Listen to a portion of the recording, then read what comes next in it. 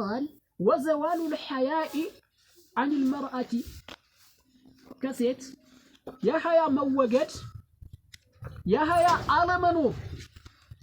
نقص في إيمانها بإيمانها ጉድለት ነው አለ በኢማኗ ጉድለትን ያስከትላል ጉድለትን ያመጣል አዩለ ኸዋት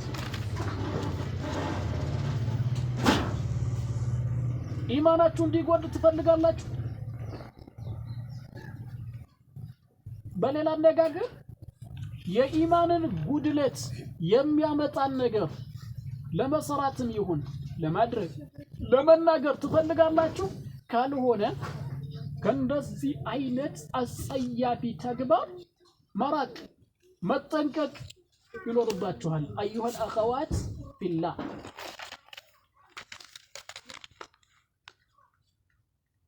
وخروج عن الفطرة التي فطرت عليها የተፈጠረችባት ከሆነችዋ ተፈጥሮ መውጣት ምንኛ የሚያስጠላ ነገር ነው ከተፈጠሩበት ከሆነው ተፈጥሮ መውጣት አንድ ሰው ፍጥራውን መጠበቅ የለበትም የወጣስ እንደሆነ አያስወቅሰው ከተፈጠረበት ከሆነው ተፈጥሮ የወጣ ከሆነ አያስወቅሰው ያስወቅሰዋል ብላሽ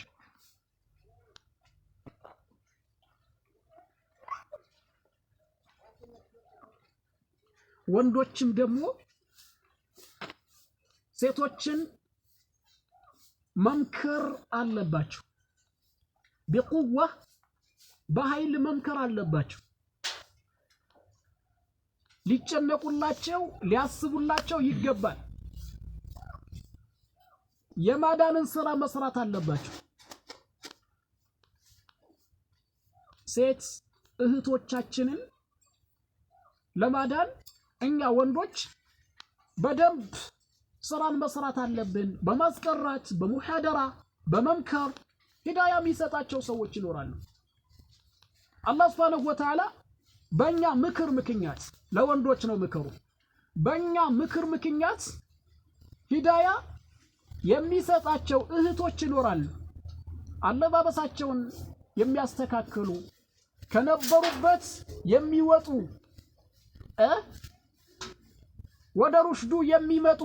ባለባበስም በሌሎችም አጀንዳዎች ይኖራሉ አይኖሩም ተብሎ ተስፋ ተቆርጦ ዝም አይባል ወይም ደግሞ የነሱ ጉዳይ ተንቆ ያደረጉትንም ያድርጉ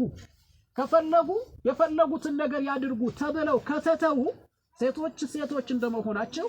በስተት ላይ ስተትን ያመጡ ነው የሚቀጥሉት የነሱ መበላሸት ለወንዱ መበላሸት ሰበብ አይደለም እንዴ ይሄ መታወቅ አለበት ለማህበረሰቡ መበከል ለማህበረሰቡ ውድቀት ለማህበረሰቡ ዝቅጠት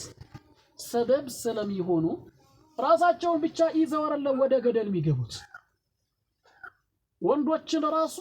እየነደፉ ወንዶችን ራሱ ከነበሩበት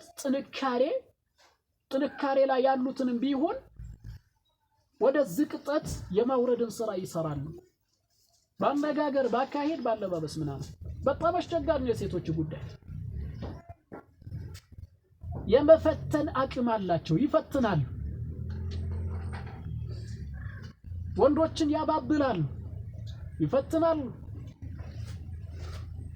لذلك قال النبي صلى الله عليه وسلم فاتقوا الدنيا واتقوا النساء ሴቶችን ተጠንቀቁ ያሉት በሴቶች ጉዳይ ጥንቃቄ እንዲደረግ ማሳሰቢያ የሰጡት ረሱል ዝም ብሎ ቆረን